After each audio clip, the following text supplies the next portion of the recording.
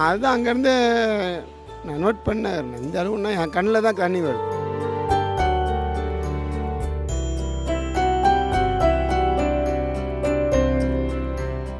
நம்மளை இன்ன வரைக்கும் நான் ஒரு பிள்ளைங்க வந்து கவனிக்கணும்னா அப்புறம் என்ன பண்ணணும்?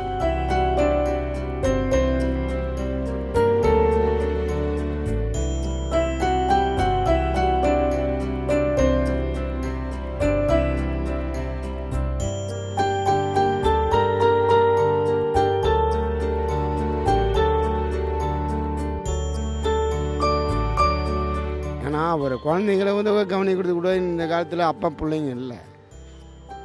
இதெல்லாம் வந்து ஃபாலோ பண்ணி இதை பண்ணி அவங்களாம் நல்லது பண்ணுறாங்கன்னா ரொம்ப பெரிய விஷயங்க. இந்த அளவுக்கு நல்லது பண்ணுறாங்கன்னா அவங்களுக்கு வந்து நம்ம நன்றி தான் தெரிவிக்கணும். ரொம்ப நல்ல மனுஷங்க. ஒருத்தரை பார்த்து இந்த அளவுக்கு பண்ணுறாங்கன்னா பெரிய விஷயம் அது. இது ரொம்ப ரொம்ப பெரிய விஷயம். நம்ம அப்பா அம்மா கூட இந்த மாதிரி பண்ண மாட்டோம்.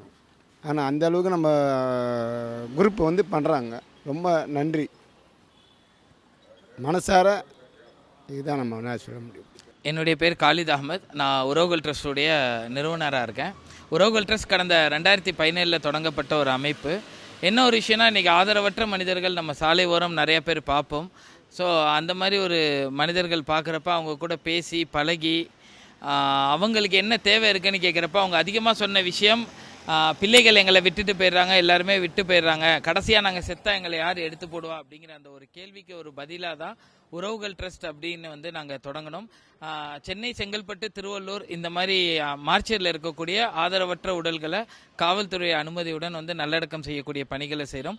அதையும் கடந்து சாலை ஓரம் இருக்கக்கூடிய மனிதர்கள், உயிருக்கு கடைசி தருவாயில் ரோட்டில் இருக்கக்கூடிய மனிதர்கள், இல்லை காயங்களோடு பெத்த பிள்ளைகளாலே கொண்டு வந்து இறக்கி விடப்பட்டவங்க, அப்புறம் மனநல பாதிக்கப்பட்ட மனிதர்கள், இவங்களை வந்து சுத்தம் பண்ணி தூய்மைப்படுத்தி அந்தந்த காப்பகத்தில் சேர்க்கக்கூடிய பணிகள், இல்லை மருத்துவமனையில் சேர்க்கக்கூடிய பணிகளை செய்கிறோம். நாங்கள் 2017 தொடங்கினதுக்கப்புறம் 2021 பார்த்தீங்கன்னா அப்போ உள்ள சென்னை சிட்டியுடைய கமிஷனர் காவல் கரங்கள் அப்படிங்கிற ஒரு விஷயத்தை தொடங்கினாங்க. அந்த இனிஷியேட்டிவ் என்னன்னு பார்த்தீங்கன்னா, இப்போ ஒரு என்ஜிஓ போய் ஒரு இடத்துல ஒருத்தவங்களை ரெஸ்கியூ பண்ண போகிறப்ப நிறைய பிரச்சனைகளை நாங்கள் பார்க்க வேண்டியிருக்கும். திடீர்னு ஒத்துழைக்க மாட்டாங்க, ஏதாவது ஒரு பிரச்சனைகள் ஏற்படும், அவங்க நம்மளை அடிக்கக்கூடிய சூழ்நிலைகள், அந்த மாதிரி இருக்கிறப்ப இப்போ காவல் கரங்கள் எங்களுக்கு வந்ததுக்கப்புறம் வண்டி கொடுத்துட்றாங்க, கூட காவல்துறை அதிகாரிகள் கொடுத்துட்றாங்க. அதே மாதிரி இப்போ ஸ்டேஷனில் மெமோ போடணுன்னா அவங்களே இன்டிமேஷன் கண்ட்ரோல் ரூம்லேருந்து கொடுத்து A to Z சப்போர்ட் எங்களுக்கு.